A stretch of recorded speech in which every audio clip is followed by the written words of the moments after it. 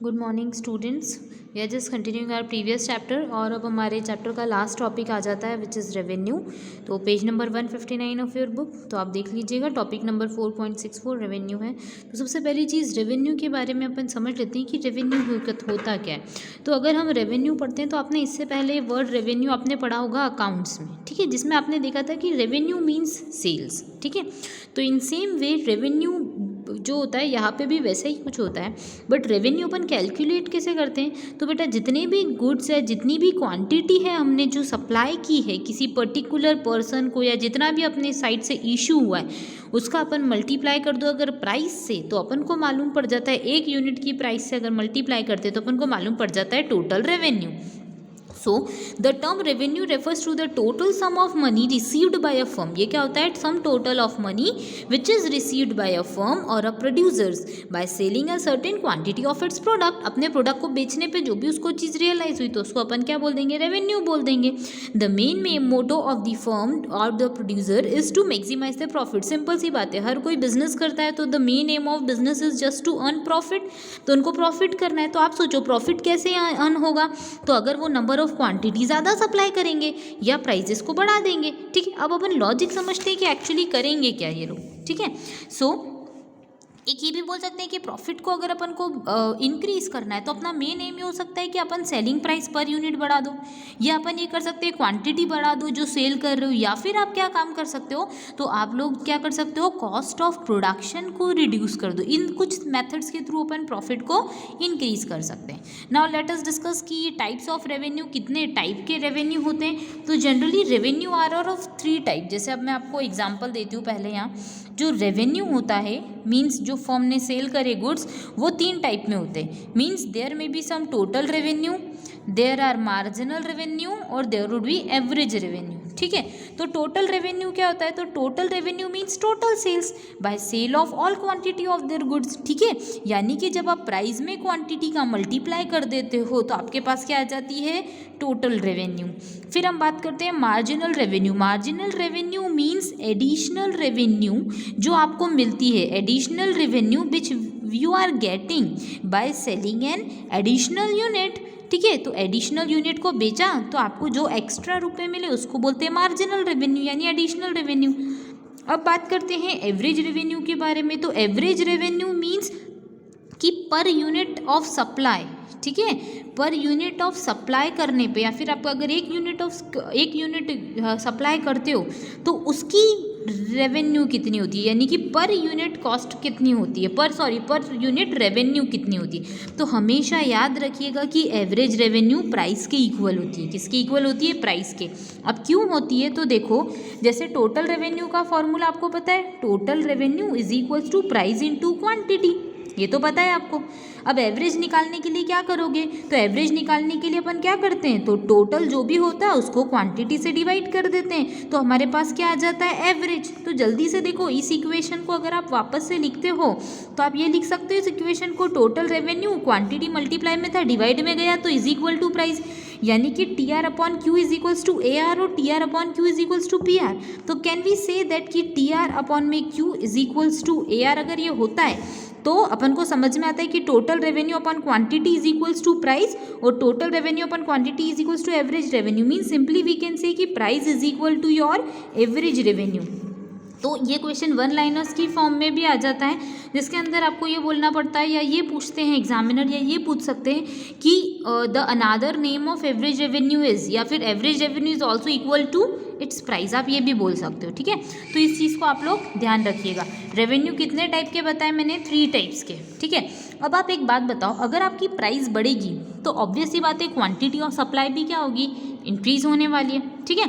तो आपको ये समझ में आता है कि अगर हमारी क्वांटिटी ऑफ सप्लाई अगर इंक्रीज होती है या क्वांटिटी इंक्रीज होती है तो हमारा टोटल रेवेन्यू भी क्या हो जाता है? इंक्रीज हो जाता है। क्वांटिटी इंक्रीज होती है तो टोटल रेवेन्यू भी इंक्रीज होता है। जस्ट एज यू मैं एक आपको प्रेजेंटेशन बता देती हूँ, मैं शेड्यूल बताऊंगी, आप लोग ग्राफ बनाएंगे, ठीक है। तो जस्ट एज यू यहाँ पे लिख देती हूँ मैं क्वांटिटी, यहाँ पे लिख देती हूँ प्राइस, यहाँ पे आपको कैलकुलेट करनी है टोटल रेवेन्यू, यहाँ पे आप लोग कैलकुलेट करोगे एवरेज रेवेन्यू, और यहाँ पे हम करेंगे मार्जिनल रेवेन्यू, ठीक है। तो अब अपन ब्लॉक्स बना लेते हैं। ये मैं शेड्यूल बताऊंगी, इसका ग्राफिकल प्रेजेंटेशन आप खुद करेंगे, ठीक है। जस्ट अज्यूम हम परफेक्ट कंपटीशन की बात करते हैं। परफेक्ट कंपटीशन में प्राइस अगर कांस्टेंट है, उस केसेस में अगर अपन बात कर रहे हैं कौन से कंपटीशन की, परफेक्ट कंपटीशन की, ठीक है। नॉर्मली तो देखो अगर हम 0 यूनिट सप्लाई करते हैं, देखो है ना, यहाँ पे लॉजिकली समझना सारी चीज़ें लाइन वाइज, मैं यहाँ पे लाइन खींच देती हूँ, प्लस आप लोगों को समझना भी वो चीज़ें इसी तरीके से, तो ओके यस, है ना, यहाँ तक कर लेते हैं अपन, फिर करते हैं। जस्ट अज्यूम आप 1 यूनिट ऑफ सप्लाई करते हो, फिर 2 करते हो, फिर 3 करते हो, फिर 4 करते हो। If we are talking about the perfect competition, मान लो कि प्राइस हो जाती है 10 रुपये, आप एक चीज़ बेचने वाले हो 10 रुपये में, आपने आज दुकान खोली 10 रुपीज़ में बेचा, तो प्राइस तो कंपटीशन जो है परफेक्ट है, तो प्राइस तो कांस्टेंट रहने वाली है, कोई दिक्कत नहीं है। अब आप टोटल रेवेन्यू निकाल सकते हो, यस, प्राइस का क्वांटिटी में मल्टीप्लाई करके, तो 10 multiply by 0 would gives you 0, 10 multiply by 1 would gives you 10, 10 multiply by 2 would gives you 20, 10 multiply by 3 would gives you 30 and 10 multiply by 4 would gives you 40। Yes और no, ये हमारे लिए क्या निकल गई, टोटल रेवेन्यू। टोटल रेवेन्यू अपन ने कैसे calculate की, 5 नंबर पे और अपन लोग कर लेते हैं, कोई दिक्कत नहीं है, 10 और 50, ठीक है। तो परफेक्ट कंपटीशन के केस में अपन ने टोटल रेवेन्यू कैसे निकाली, कोई सा भी कंपटीशन हो टोटल रेवेन्यू निकालने का लॉजिक यही होता है that you have to multiply your price of a commodity, means एक यूनिट को बेचने पे कितने रुपए में बिक्री है वो, plus selling price. I am talking about the price, means I am talking about your selling price, okay. हम सेलिंग प्राइस के बारे में बात कर रहे हैं, तो सेलिंग प्राइस का अपन कैसे मल्टीप्लाई कर देते हैं, क्वांटिटी। क्वांटिटी यानी कि ये क्वांटिटी वो क्वांटिटी जो आपने सेल की है या सोल्ड की है, क्लियर। तो अब अपन टोटल रेवेन्यू कैलकुलेट करते, तो टोटल रेवेन्यू की कैलकुलेशन करते तो अपन को पता है क्वांटिटी मल्टीप्लाई बाय प्राइस, मतलब कितनी यूनिट्स अपन ने सप्लाई की और मल्टीप्लाई कर दो। 1 यूनिट की वैल्यू क्या थी, 0 multiply by 10 would gives you 0, ठीक है। इस तरीके से हमारे पास आंसर आ जाता है, जैसा अभी अपन ने करा, ठीक है। अब अपन निकालते हैं एवरेज रेवेन्यू। तो बेटा एवरेज रेवेन्यू आप देखो, एवरेज रेवेन्यू कैसे निकालते हैं, पहले अपन निकालना सीखते हैं। तो एवरेज कैसे निकालते थे, तो एवरेज निकालने का फॉर्मूला होता है total divided by number of units. देखो तो टोटल रेवेन्यू को आप क्या करने वाले हो, नंबर ऑफ यूनिट से डिवाइड। तो देखो सबसे पहले 0 को 0 से डिवाइड किया तो यहाँ तो 0 आ गया, कोई दिक्कत नहीं है, ठीक है, मतलब फर्स्ट केस में 0 आ जाएगा, कोई दिक्कत नहीं है। फिर 10 रुपीज़ थे, सॉरी टोटल रेवेन्यू 10 थी, उसको 1 से डिवाइड किया, 10 को 1 से डिवाइड किया तो आंसर क्या आया, 10 आ गया। फिर 20 अपॉन में 2 यानी कि 10, 30 अपॉन में 3 यानी कि 10, 40 अपॉन में 4 वुड गिव्स यू 10, सॉरी, और 50 अपॉन में 5 वुड गिव्स यू 10, ठीक है। मतलब समझ में क्या आया कि प्राइस क्या है, कांस्टेंट थी, सेम थी, तो एवरेज रेवेन्यू भी कांस्टेंट हो गया। और अपन को तो पता ही है कि प्राइस और एवरेज रेवेन्यू क्या होते हैं, इक्वल होते हैं, तो ये चीज़ भी आप ध्यान रख सकते हैं कि प्राइस की इक्वल होती है, और ये मैंने प्रैक्टिकली भी सॉल्व कर दिया। अब अपन बात करते हैं मार्जिनल रेवेन्यू की, क्या की बात करते हैं, मार्जिनल रेवेन्यू की, ठीक है। तो in case of perfect competition के केस में मार्जिनल रेवेन्यू कैसे निकलेगी, तो बेटा मार्जिनल रेवेन्यू की अगर अपन बात करते हैं तो मार्जिनल रेवेन्यू कैसे होता है, एक्स्ट्रा यूनिट बेचने से कितना प्रॉफिट हुआ, एक्स्ट्रा यूनिट को अगर आप सप्लाई करते हो या एक्स्ट्रा यूनिट देते हो तो आपको एक्स्ट्रा यूनिट पे कितना प्रॉफिट होता है, ये अपन को क्या करना है, कैलकुलेट, ठीक है।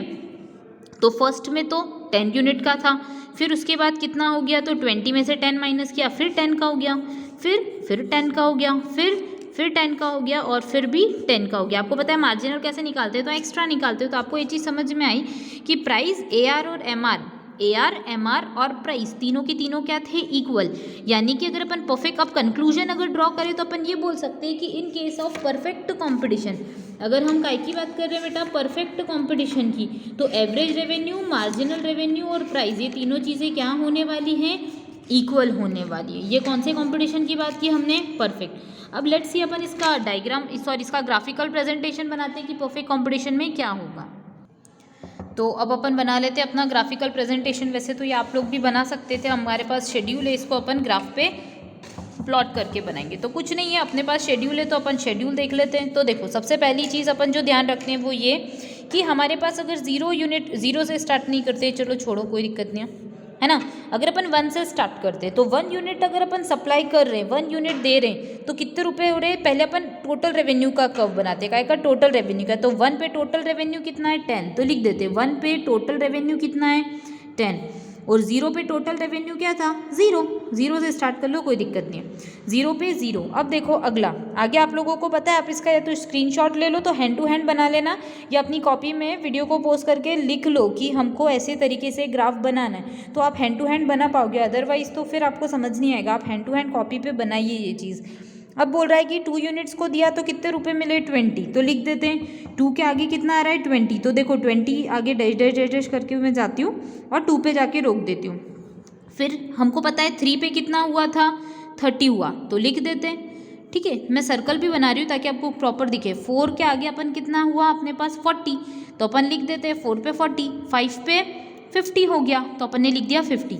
अब अपन जैसे ही इस लाइन को ऐड करते हैं, ये किसका कर्व था बेटा, टीआर का, ये किसका था, टीआर का। वैसे आप लाइन को ऐड करोगे प्रॉपर स्केल वगैरह से लेके, तो आपको ऐसा कर्व बनेगा जो अपने पास, सॉरी ऐसा प्रेजेंटेशन बनेगा जैसा अपना सप्लाई कर्व में बनता था, यानी कि ये 45 डिग्री पे। ठीक है, तो ये टीआर हमेशा अपन को क्या होता जा रहा है, इंक्रीज होता जा रहा है। क्या होता जा रहा है, इंक्रीज, मतलब क्वांटिटी बढ़ाओगे तो उधर रेवेन्यू भी बढ़ जाएगा।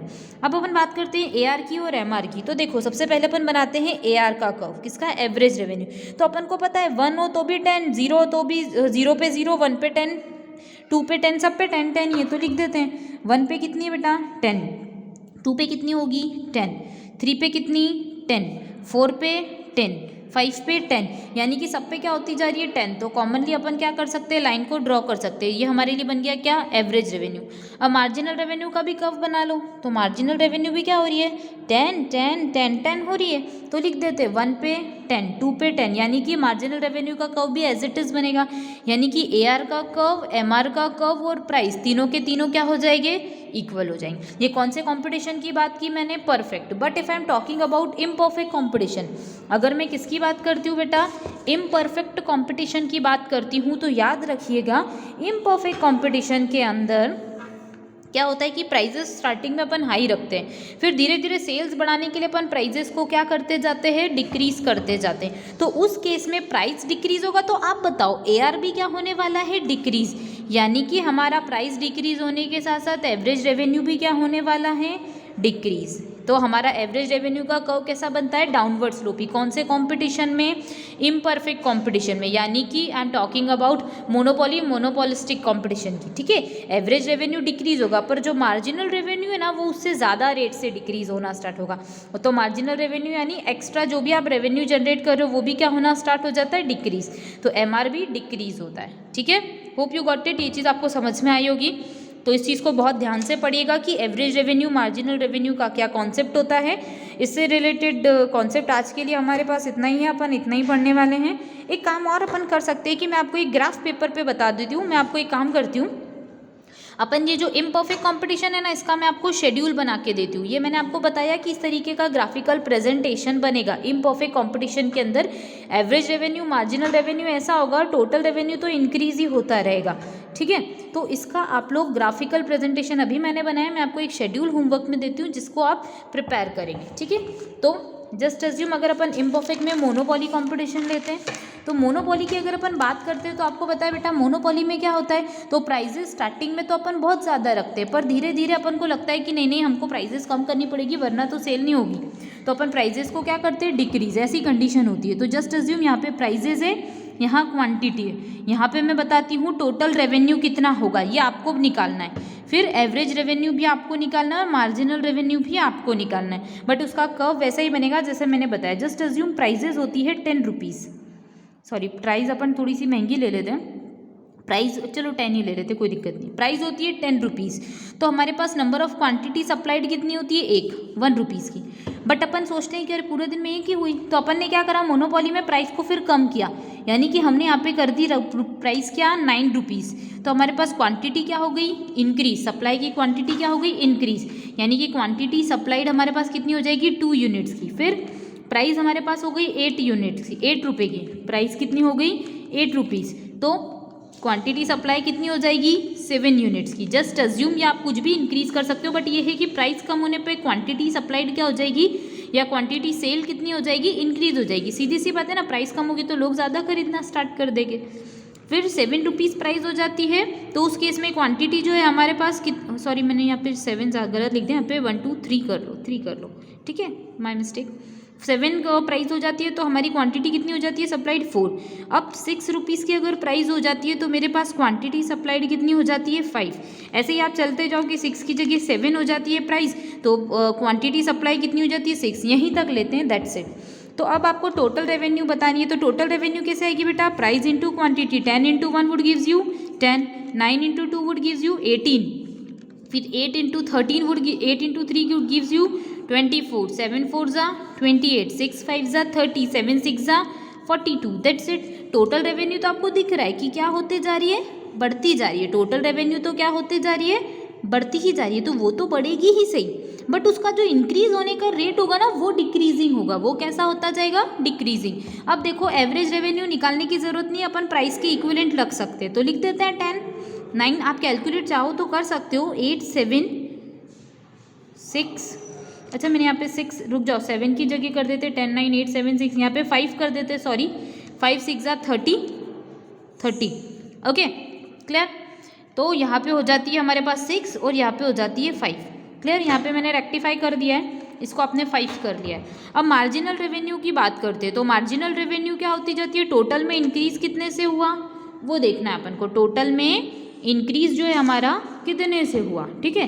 तो स्टार्टिंग के अंदर तो जो मार्जिनल रेवेन्यू वो थी वही की वही रह गई, 0 से 10 इंक्रीज हुआ, फिर 10 से 18 पे पहुंचा यानी कि 8 से इंक्रीज हुआ, 18 से 24 पे पहुंचा यानी 6 से इंक्रीज हुआ, फिर 24 से 8 पे पहुंचा यानी 4 से इंक्रीज हुआ, फिर कैसे इंक्रीज हुआ 2 से, फिर 0 से इंक्रीज हुआ यानी हुआ ही नहीं। तो आपको क्या चीज़ समझ में आती है कि टोटल रेवेन्यू तो इंक्रीज हो रहा है बट एवरेज रेवेन्यू भी क्या होता जा रहा है, डिक्रीज। पर मार्जिनल रेवेन्यू जो डिक्रीज हो रहा है ना उसका रेट ज़्यादा है, उसका रेट ज़्यादा है। तो इसीलिए तो इसका कर्व अपन ने ऐसा बनाया, एवरेज रेवेन्यू भी डिक्रीज होगा, मार्जिनल भी डिक्रीज होगा, बट मार्जिनल ज़्यादा रेट से डिक्रीज होगा। होप ये चीज़ आपको समझ में आई होगी। अब अपन आगे की क्लास के अंदर बेटा जो कॉन्सेप्ट पढ़ेंगे वो होगा मार्जिनल रेवेन्यू और एवरेज रेवेन्यू के बीच में रिलेशन पढ़ेंगे बहुत अच्छे से। फिर फर्म्स इक्विलिब्रियम पढ़ते हुए अपना ये चैप्टर अपन क्लोज करेंगे, ठीक है। Thank you.